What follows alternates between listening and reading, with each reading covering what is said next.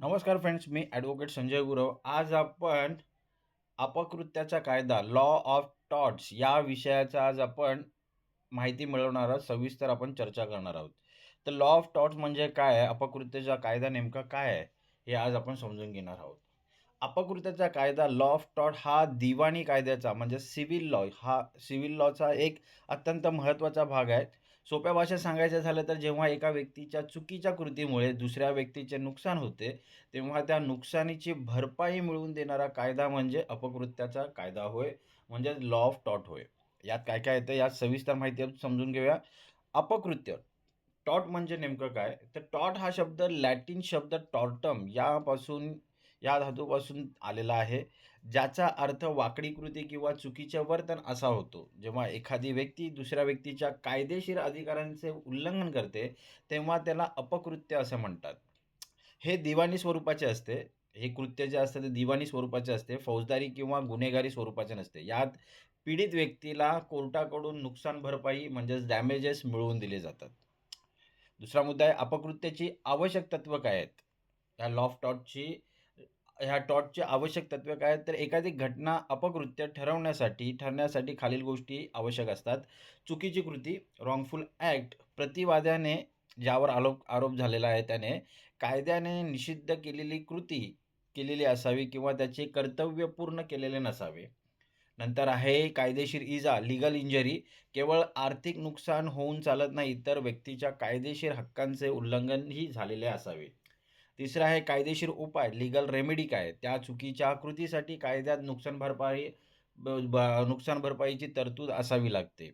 ते ही काही आवश्यक तत्त्व आहेत अपकृत्य होण्यासाठी.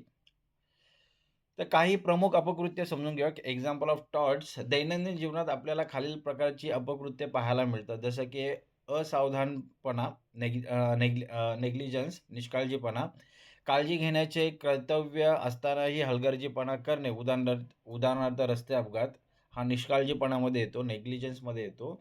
अतिचार, ट्रेसपासेस, कोणाच्याही परवानगीशिवाय त्याच्या जागेत किंवा मालमत्तेत घुसणे हे ट्रेसपास आहे, अतिक्रमण म्हणतात. अब्रू नुकसानी, डेफिमेशन, खोटी विधाने करून दुसऱ्या व्यक्तीचे समाजात बदनामी करणे. पुढे आहे उपद्रव, नॉइजेन्स, दुसऱ्याच्या मालमत्तेचा आनंद घेण्याच्या हक्कात अडथळा आणणे. उदाहरणार्थ जोरात लाऊडस्पीकर वाजवणे इत्यादी. कडक जबाबदारी, स्ट्रिक्ट लियाबिलिटी, तुमची चूक नसली तरी तुमच्या ताब्यातील धोकादायक वस्तूंमुळे नुकसान झाले तर तुम्ही जबाबदार असता. तर हे काही अपकृत्य आहेत. याचे उद्दिष्ट काय बरं हे अपकृत्यांचे? ह्या अपकृत्य कायद्यांच्या उद्दिष्ट काय आहेत?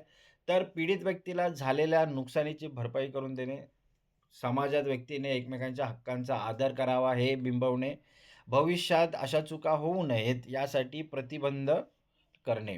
आता शिक्षा की नुकसान भरपाई असते ह्या कृत्यांमागे. तर हा कायदा गुन्हेगाराला तुरुंगात पाठवण्यासाठी नाही आहे, तर पीडित व्यक्तीचे जे नुकसान झाले आहे, ते पैशाच्या स्वरूपात भरून काढण्यासाठी कायदा आहे. हा लिखित कायदा नाहीये पण.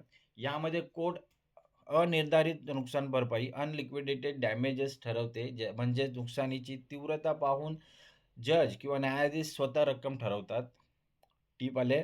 तर भारतीय कायद्यात लॉ ऑफ टॉर्ट हा प्रामुख्याने इंग्रजी कायद्यावर कॉमन लॉ म्हणजे इंग्रजी कायदा जो आहे कॉमन लॉ यावर आधारित आहे. तो लिखित स्वरूपाचा कोडिफाईड नसून न्यायालयाच्या निकालांवरती आधारित आहे. तर आता आपण म्हणजे